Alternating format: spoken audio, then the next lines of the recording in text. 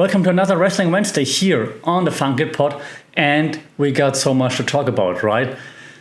Last week I started with AEW because they did a great job last week. I thought a better job than WWE. This week, not saying AEW didn't do a good job, but it was Royal Rumble week. So of course we have to start with the E and with the Rumble. But before we talk about the Rumble, let's talk about the last show we didn't discuss in this podcast before, the Smackdown before the Rumble. So in the Smackdown before the Rumble, the first thing we saw was AJ Styles, Daniel Bryan going at it a little bit. AJ Styles insulting D-Bry, and of course D-Bry, babyface, has to defend his honor and his ego, challenges Styles to a match to show him that he's still in it. We got our match. Then we saw Bianca Belair defeating Bayley. Belair just being booked really strong these days. She's a great performer, put on a good show here.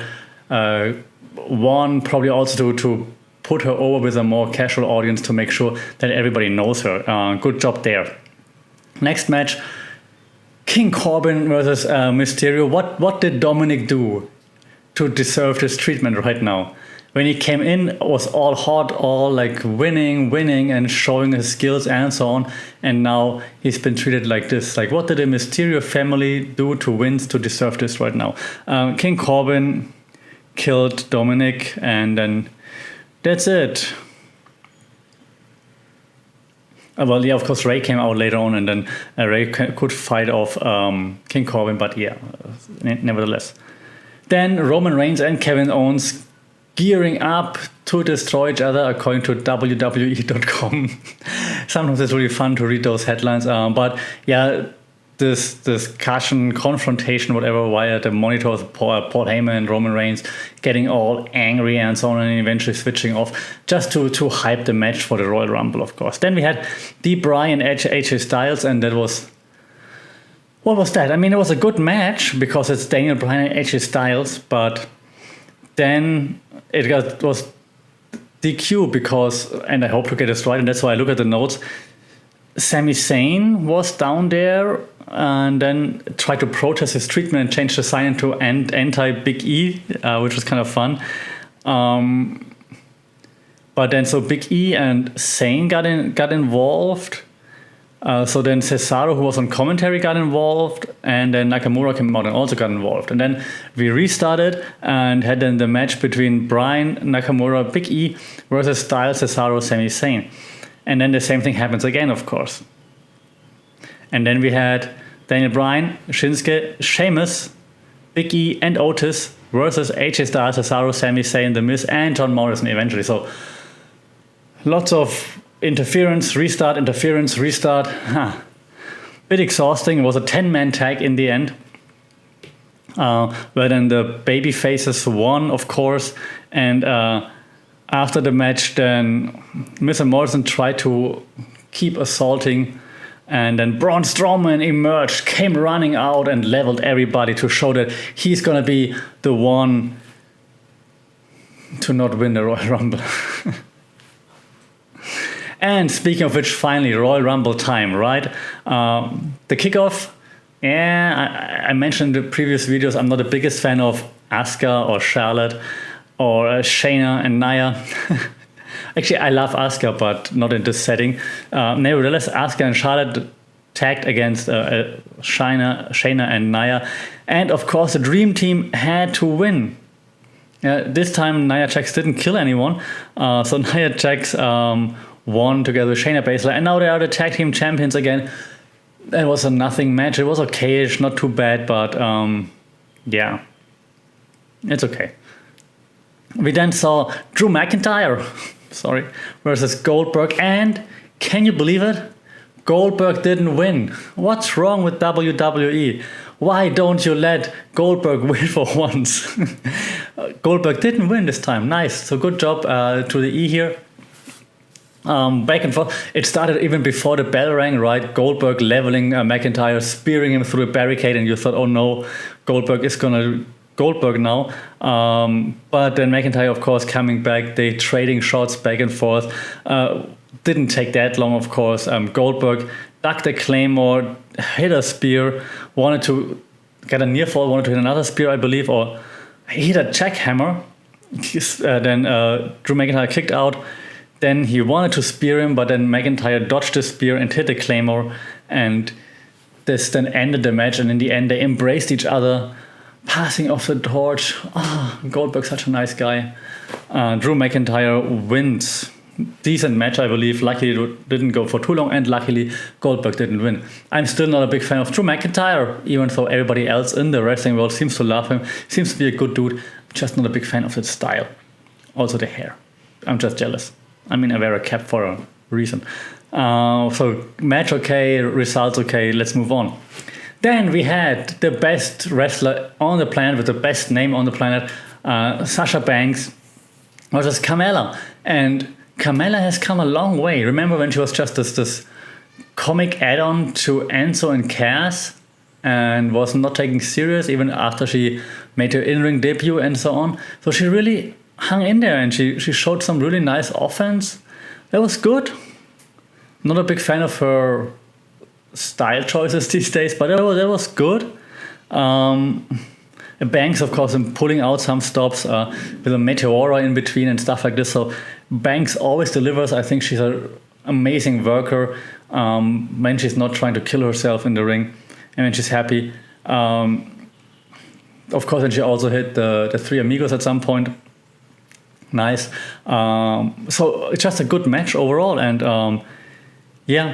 actually, Carmella even almost hit a finishing sequence, but of course Sasha escaped and then hit a bang statement in the end, and Carmella had to tap. But that was a good match, better than expected. Well done. Carmella really getting much better, and Sasha Banks always delivers. So good on the boss and Carmella. That was nice. First Royal Rumble match, Women's Royal Rumble match. It was kind of cool. Bayley came in at number 2, I believe. Let me check my notes. Yes, Bianca Belair at number 3, which was kind of fun. So they went right after what they did on a Smackdown just 2 days before. And we had Billie Kay coming in, Shotzi Blackheart, Shayna Baszler, and so on. And eventually we had a few surprise entrances. Alicia Fox, surprising, or they just need to fill up the numbers. That was okay, but the stars clearly were Rhea Ripley and Bianca Belair, and they did a great job, being in there, of course. And then when it came down to the final contestants, they just went at it, and they had some really nice back and forth, fought off everybody and their mothers, and that was just, a really good performance. So I can't say much in regards to surprises. And we had those hey, you're thrown out, but then you're not thrown out because you're landing on Otis and your feet don't touch the ground. And was it Naomi again who landed on her back and had the feet up in the air or something like this? And then we had Mandy landing on Otis, so not being eliminated, and then she can step on him and go back into the ring. So we had a few of those things, but nothing that was mind-blowing, I believe. But overall, the action was just nice, fast-paced, not boring, just nice entertainment. And in the end, Ripley and Belair then eventually eliminated Charlotte, thank God. And then actually the two favorites that we all thought should win were about to go at it, Belair and Rhea Ripley, and Belair then got the win and can point at the sign. And good on her. I'm happy with this. Great match, great pacing, everything good. Nice, good job. And congratulations to Bianca Belair. I would do the same thing with my hair if I could. Then we saw Roman Reigns versus Kevin Owens, last man standing for the Universal Championship. We all knew how it's gonna have to pan out. We knew Roman Reigns is not gonna lose before WrestleMania, but we knew Kevin Owens would put on a fight, and that he did. And it was a great back and forth. Of course, they hit everything, and the kitchen sink, everything they had. Superman punches, spears, stunners, right off the get-go. They just threw everything at each other, which was really nice. Of course, at some point, both were almost out. The big dog was almost out. Owens was almost out. They went through the barricades, the LED walls. Nothing was safe, of course. And eventually, after a big back and forth... before I after a big back and forth, then eventually Reigns choked out Owens. But what was kind of interesting was when Owens, of course, because that's what you do in a last man standing match, handcuffed his opponent. You think, okay, now he cannot get up. He actually pulled the ref towards him and knocked the ref out so that the ref couldn't count to 10. Smart move by Roman Reigns. And then Paul Heyman tried to open the handcuffs, but he was kind of like kind of like jittery and couldn't fit the key in right away, which took longer than expected. Kind of funny. Overall, great match. I mean, KO is just awesome, and I'm getting around to liking Roman Reigns as a heel too. So good job here. That was just nice. Looking forward to seeing Roman Reigns defeating The Rock or John Cena, or both at WrestleMania. Cena tweeted or said there's no mathematical chance that he can be at WrestleMania this year, which means he's gonna be there. Then we had the Men's Royal Rumble, and you think you know me. Edge and Randy Orton were the number 1 and number 2 entrants, and yeah, I mean, okay, make it quick because I'm so excited because, I mean, you know how it ended, right? And it was just awesome. Let's be clear here. It's also because of the age here, but that was just awesome. So we had a few entrants that were surprising. Who did we have? I already forgot. Carlito, of course. We had Carlito. Man, this apple diet must be amazing. He was sick. So we had Carlito. In there, I think was actually the biggest surprise. I think other than that. Well, yeah, Bad Bunny hitting a splash from the top turnbuckle onto Miz and Morrison was kind of fun. But almost running wild for a little bit was also interesting. Rollins returning, yes, on 28 or 29, I believe. That was also cool, of course. Still don't like this persona, but of course, nice. And now let's talk about it. Reunited, and it felt so good. Edge and Christian back in the same ring together. Isn't it awesome?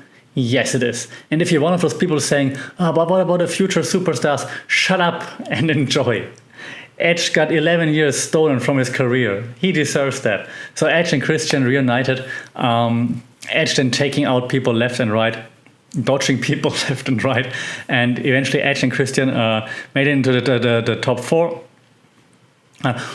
Randy Orton got carried out before because he was injured, of course, and he got taken care of, but he never got eliminated. So we had then Rollins in there, Strowman, Christian, and Edge, and they all took out Strowman together, kind of. But Christian like hanging onto Strowman, and then Rollins just dumping Christian out as well. After Christian and Edge hugged in the ring before. Heartbroken again. Damn you, Rollins. Edge threw Rollins out. After Rollins thought he had Edge out, he just reversed it. And then we thought, hey, Edge won. And then Randy Orton out of nowhere, RKO, trying to throw Edge out. Edge reverses it, throws RKO out. And there you go. Throws Randy Orton out. Sorry, I'm excited. And there you go. On this day, he sees clearly. Because he, once again, 11 years after his last Royal Rumble victory, he made it from the spot number 1 to spot number 30. The Rated R superstar can point at the WrestleMania sign and will go on to become champion one more time. That was awesome. And don't add me with like, yeah, it's the future. Bianca Belair is the future. She won the Women's Royal Rumble. Let us old people, let us...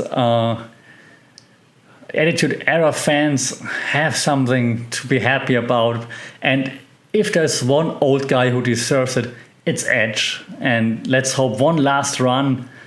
Let's hope they don't feed him to Roman Reigns just to make Roman Reigns look stronger. One last run for Edge, retire as a champion. That would be awesome. Yes. Overall, a great Rumble, I think. You can see from the last videos, I'm not the biggest German WWE fanboy, but I think the Rumble was fun. It was nice. I watched it. It was cool. Time flew by. A few, I don't want to say stinkers, like just matches that weren't that great, pre-show and so on. But other than that, that was a good job. Especially the Rumble matches were cool. The last man standing match was awesome. Nice. I had fun. And Edge, yes. Rated R superstar. I hope that he brings back those 5-second poses. Christian return imminent. Edge and Christian tag team champions and Edge Smackdown champion. I had fun with this. Okay, then we saw the Raw after the Rumble. We then welcomed Drew McIntyre. I can't stop it. He's celebrating his victory. Of course, everything was awesome. Edge came out and McIntyre applauded and complimented him. And Edge is like, dude, WTF, you should see me as a threat. You should be scared. I'm coming for your title, man. And that was kind of interesting. Then Sheamus came out. First, he acts like he has the back of his friend, but then, of course, once Edge was done, McIntyre turns around. Sheamus bro kicks him because that's what we do, and that's what obviously sets up a match later on for the title between Sheamus and Drew McIntyre. They had Bobby Lashley versus Riddle for the US title. Yeah, I don't know what happened with Riddle ever since he came to the main roster. Not that exciting anymore, but it might also be because Bobby Lashley takes the excitement out of basically everything. Yeah, so it was just like a little bit of back and forth, but then eventually, Lashley just overpowered Riddle after Riddle threw lots of cool stuff at him. Give him this. He put a hurt lock on, didn't release it after the ref counted, so he got disqualified, but then he kept putting the hurt lock on again until Riddle went to sleep. That was not good. Don't do this again, people. I'm not a big fan of this. Riddle needs to move on to something better, cooler, funnier. We saw Xavier Woods versus Mustafa Ali, and this just shows that those two are really underrated. Like Xavier Woods is always the third guy with the New Day, but he's really good in the ring, a really good worker. So is Ali, and they put on a good show, I believe. Even, of course, Retribution was on ringside.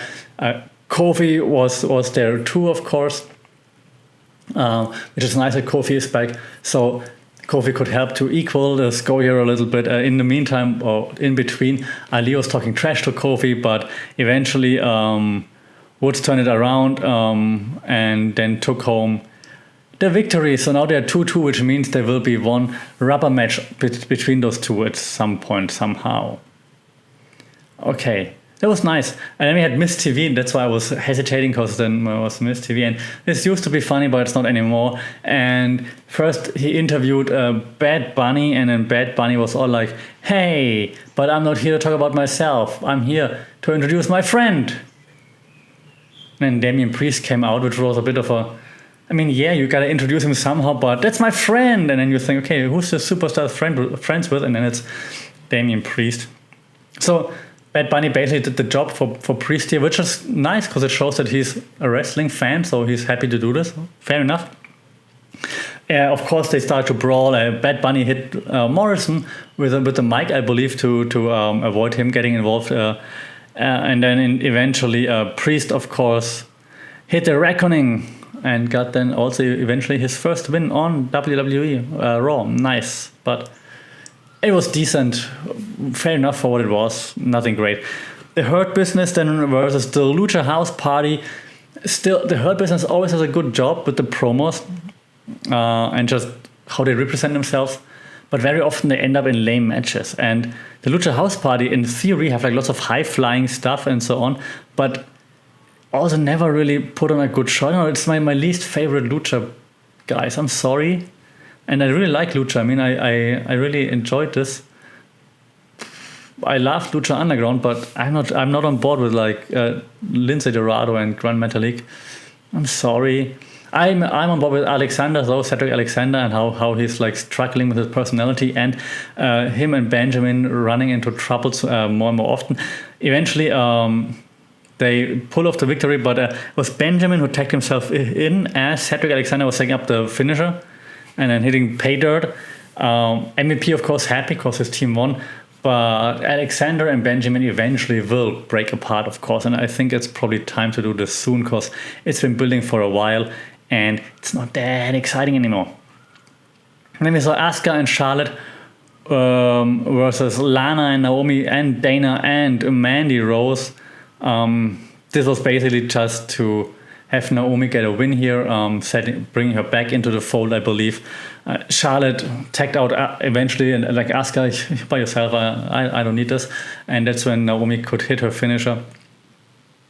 In between, of course, we had Rick coming out with Lacey Evans again.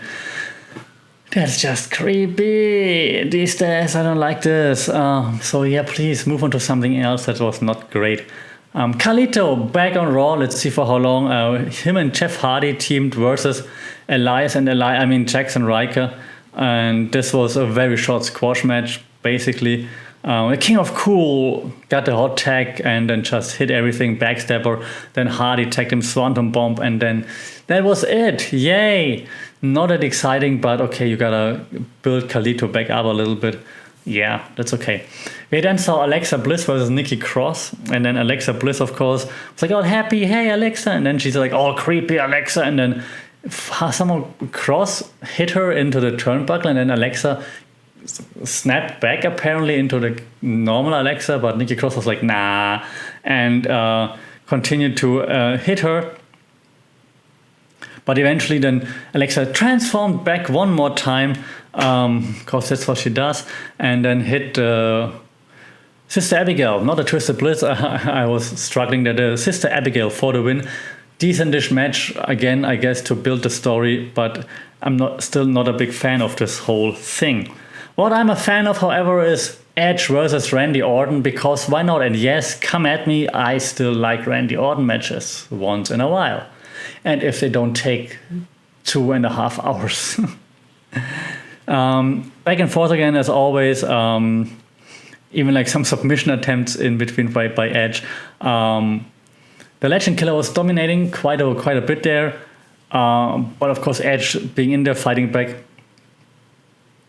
But eventually, Randy was trying to set up the RKO. Then all of a sudden, Alexa Bliss sitting on a turnbuckle, like blood, chocolate sauce dripping out of her mouth.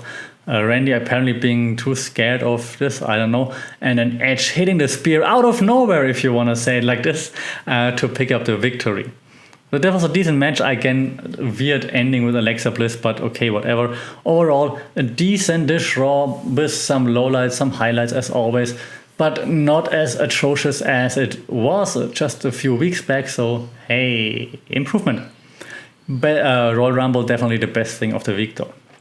Now, let's switch gears from WWE to the competition, to AEW's precursor to Revolution, which was Beach Break. And at Beach Break, we saw first the tag team battle royal to determine who can face the Young Bucks. If the Young Bucks win, they can pick just anyone they want. And so we had, and I have to look at the notes for a second, we had the Dark Order, Alex Reynolds and John Silver, Evil Uno, Stu Gaze, Inner Circle, Chris Jericho and MJF, Santana and Ortiz, Sammy Guevara and Jake Hager, Luchasaurus and Jungle Boy, Private Party, Isaiah Cassidy and Mark Quinn, and The Acclaims, Anthony Bounce and Max Caster, and of course also Top Flight. I'm exhausted just saying this. So they were all in there. And it was, if you read those names, you know what's going to happen. It was just like a crazy back and forth and up and down and finishing moves here, finishing moves there, Top Flight flying around. That was all cool. Of course, Inner Circle helping each other in the beginning. Eventually eliminating Jungle Boy, MJF mocking him like on the way out. Then they're trying to hit MJF, of course, surprising him. Eventually, they even eliminated the Young Bucks, and then MJF and Jericho did like the Young Bucks pose in the ring, which was kind of funny. They then also kept going at it, and I believe MJF got eliminated, but Guevara was still in there, and Jericho and Guevara eventually teamed up to go at Martin. Jericho inadvertently eliminated Guevara, so it was Jericho versus Martin, and Martin was going at Jericho. Jericho like dumped him over the top rope. He held on, tried to bounce back, and then Judas effect to the floor. Jericho won, which means Jericho and MJF will be facing the Young Bucks on March 7th for the title. I saw lots of mixed reactions for this online. I think to start things off, the Battle Royal is nothing bad. It was just fun, maybe a bit dragged out, but still pretty cool. Chris, you gotta you gotta, I don't know, consult DDP again. You need to get your diet on track, guy. It's not looking that great right now, so talk to DDP. Other than that, I think it was a fun way to start. We then had Darby Allin and Sting address the street fight in a very exciting manner. I can't do it, I'm sorry. And Darby Allin, we heard that he has to defend his TNT title against Joe Janela before Revolution. And they said that they're gonna be there next week. Like Taz and his team, like, we can't be here this week because we're not allowed to come in because we beat up the staff last time. But next week we will all be there. And then Sting said, just to make sure it says a one-on-one, I'll be there too. Okay, nice. Nice promo. They're good at promos, Taz and Sting anyway, so good job. Let's see what happens next time when they actually clash in and outside of the ring. And then, an exciting women's match, Thunder Rosa versus Dr. Britt Baker, DMDD. And Britt Baker has been awesome as a character already, but she's also awesome in the ring. So I'm a big fan here, Dr. Britt, big fan. She was countering everything, but also, I mean, she was just putting on her own pace, her own clinic, like her own moves, which was really, really nice. She just looks right now like the next big women's star, Dr. Britt Baker. She won this match against Thunder Rosa with a lockjaw, and then the referee stopped it because Thunder Rosa couldn't defend herself anymore. That was a really good match. Dr. Britt Baker, DMD, awesome. Keep it up. Looking forward to this, to see like more of her and facing for the title soon, hopefully. Then we had the squashiest match, I think, of the night, which was Hangman Page and Matt Hardy versus the Chaos Project. The Chaos Project. Can they set up like the Chaos Project dishonored Brody Lee Jr. last time, and that's why Adam Page and Hardy want to show them respect. And of course Hardy trying to manipulate Adam Page. The thing is, we've seen this before with people trying to manipulate Adam Page, right? Like FTR tried it and so on and played with this. So why would he let someone else play with his mind and his feelings once again? Shouldn't he have learned from what didn't happen too long ago? So that's a bit weird, I believe. Of course, Hardy Adam Page won very, very, very fast, and Page was hitting the buckshot lariat and high-tech himself into to win via pinfall. Page was like, okay, let's here, and Hardy was looking like all strange, like manipulative, if you want to. I'm not a big fan of this. Cut it out. Not a big fan of this. Then what I'm a big fan of is everything Miro, of course, the best man. He attended the wedding of Kip Sabian and Penelope Ford, and of course something had to go wrong. I actually thought we would see Miro snap and just attack Kip Sabian, because what else would you do at a wedding? But in this case, we had Chuck Taylor being like the waiter, the servant, so to speak, and Miro of course treated him badly and so on. And eventually, after they got married, Miro saw a package, a parcel, a gift in a corner that was quite big that looked like someone could be in there. He's like, what's this? And Chuck Taylor said, that's from me. And so Miro just tackled and hid the present, but there was nothing in there. So then, after they went back, then eventually somehow Miro got shackled to the floor, like he got cuffed with his feet to the ground. And then Orange Cassidy came out of the cake to attack. Penelope Ford tried to attack Chuck Taylor before, threw her into the corner. Then they hit Kip Sabian with some moves and just beat him down and got their revenge. And Miro was just shackled in the corner. This could have been more. So it's the first time AEW does something stupid like a wedding segment, I believe. So I would have expected something more. This looked like WWE, and that's not a compliment. Guys, I love Miro and I like all the other parties involved, but you gotta do better than this. Funny though was when Miro said like, I've been in a few weddings, or I had a few wedding experiences before. Nice throwback there.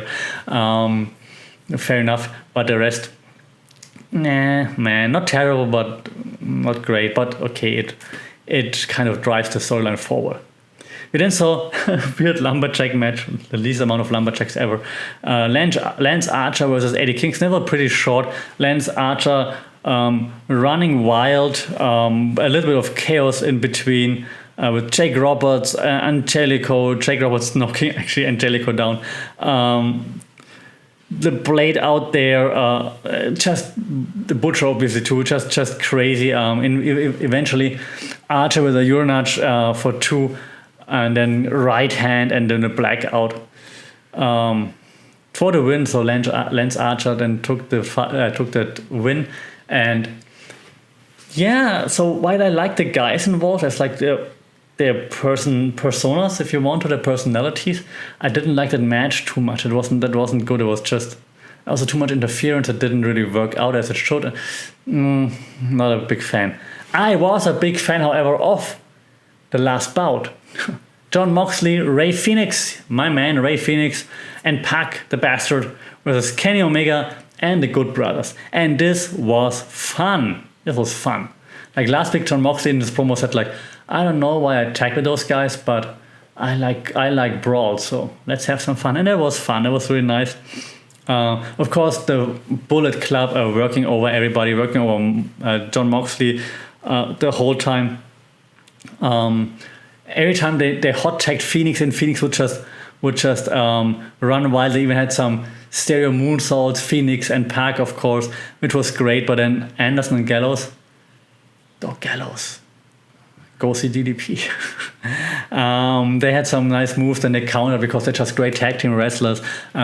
Omega and Phoenix went at it, which was really nice. Then they took out Pac eventually. Then a wheel trigger by Omega, but Pac tried to slip away. And then he got a V trigger, but tried to set up a one-winged angel. Sorry, so much had happened. But that's when Pac kind of like wiggled out of the one-winged angel. But then the pace quickened up.